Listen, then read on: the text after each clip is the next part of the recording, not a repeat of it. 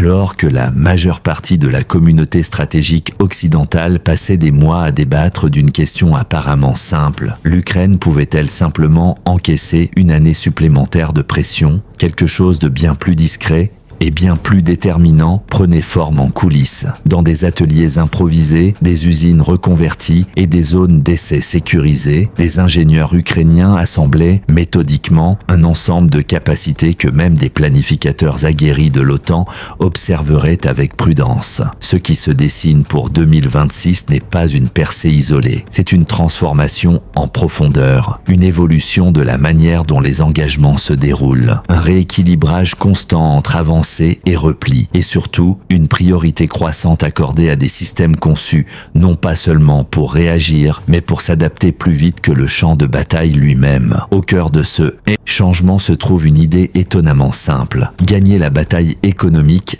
avant la bataille tactique. Le premier signal est venu du ciel. À la fin de l'année 2025, l'Ukraine a commencé à déployer une nouvelle génération de drones intercepteurs. Des systèmes conçus non pas pour frapper des cibles au sol, mais pour traquer et neutraliser d'autres drones en plein vol. En octobre, le président Volodymyr Zelensky a révélé que ces intercepteurs neutralisaient les menaces entrantes avec un taux de réussite approchant les 70%. Le chiffre importait moins pour sa précision que pour ce qu'il symbolisait. Une réponse concrète à un problème qui épuisait les ressources à un rythme intenable. Les défenses aériennes traditionnelles reposent sur des missiles coûtant des millions à chaque lancement. Les drones qu'ils interceptent valent, eux, une fraction de ce prix. Lorsque les attaques nocturnes ont commencé à arriver par centaines, puis par milliers, le déséquilibre est devenu évident. L'Ukraine ne pouvait pas se permettre de se défendre avec des systèmes conçus pour une autre époque. Les drones intercepteurs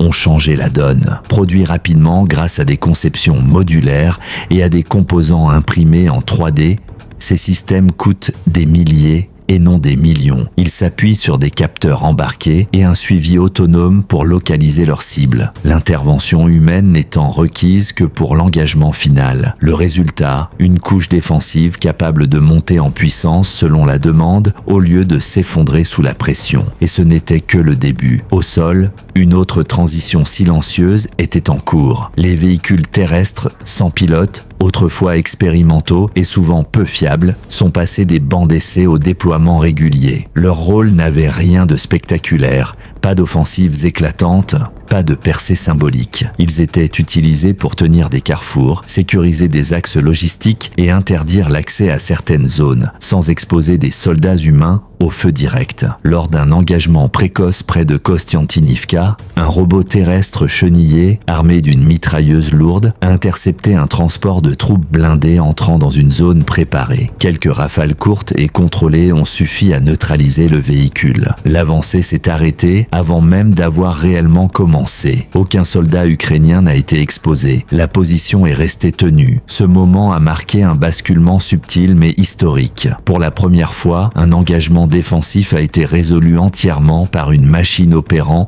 sous supervision humaine et non par une présence humaine directe. Ces systèmes étaient conçus pour durer. Des optiques thermiques leur permettaient d'opérer de jour comme de nuit. Des communications redondantes les aidaient à fonctionner malgré les interférences électroniques. Certains sont restés opérationnels pendant des semaines, alternant observation et suppression, tandis que les tentatives pour les détruire échouaient. À mesure que la production augmentait, des plateformes plus légères à roues sont venues compléter les modèles chenillés plus lourds. Certaines étaient armées, d'autres transportaient du ravitaillement. Quelques-unes étaient configurées pour récupérer du matériel endommagé ou évacuer du personnel depuis des zones trop exposées pour les équipes médicales. Ensemble, elles formaient une couche terrestre réduisant les pertes non pas en écrasant l'adversaire, mais en retirant les humains des instants les plus dangereux du contact. Au-delà de ces systèmes, l'Ukraine étendait également sa portée. Les capacités de frappe à longue distance, autrefois entièrement dépendantes de l'approvisionnement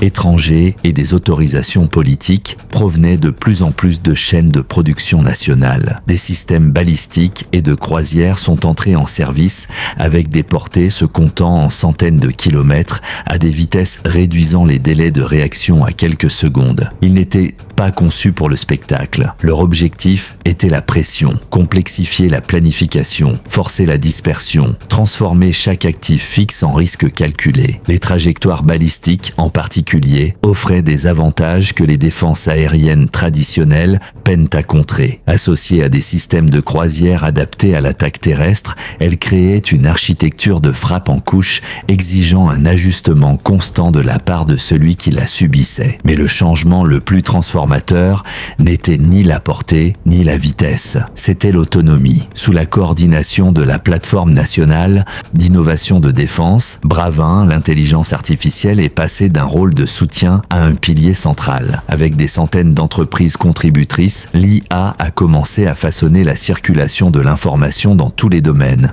aériens, terrestre et coordination des frappes. Les drones ont appris à identifier des véhicules sans intervention humaine. Les systèmes de navigation se sont adaptés lorsque les signaux GPS disparaissaient. Des essaims coordonnaient leurs mouvements de manière interne, redistribuant les rôles en temps réel. Un seul opérateur pouvait superviser des dizaines de plateformes, non pas en donnant des ordres détaillés, mais en fixant des objectifs. La prise de décision a dépassé la vitesse humaine. Ce basculement soulevait des questions non résolues, éthiques, opérationnelles, stratégiques, mais l'urgence laissait peu de place au débat. L'Ukraine faisait face à un adversaire disposant d'une main-d'œuvre et de ressources supérieures. La vitesse et l'adaptabilité sont devenus des outils de survie. Et tandis que les algorithmes traitaient les données à un rythme mécanique, les ingénieurs explorèrent quelque chose d'encore plus inattendu. La lumière, les systèmes à énergie dirigée, longtemps confinés aux laboratoires et aux démonstrations, ont commencé à apparaître dans des essais sur le terrain. Leur promesse était autant économique que tactique. Neutraliser des menaces aériennes pour le coût de l'électricité plutôt que celui des munitions. Les plateformes laser testées en Ukraine ont démontré leur capacité à endommager ou neutraliser des drones à courte portée, en brûlant des surfaces de contrôle ou en aveuglant des capteurs. Les conditions météorologiques limitaient leur efficacité. Les besoins énergétiques restreignaient leur déploiement. Mais même en tant que complément et non remplacement, elles offraient quelque chose de rare: la durabilité. Si un drone pouvait être neutralisé sans tirer un missile, ce missile pouvait être conservé pour une menace plus complexe. Cette redistribution comptait. À l'horizon 2026, la posture défensive de l'Ukraine ne ressemblait plus à une improvisation d'urgence. Elle ressemblait à un écosystème. Les intercepteurs soulageaient les défenses aériennes. Les robots terrestres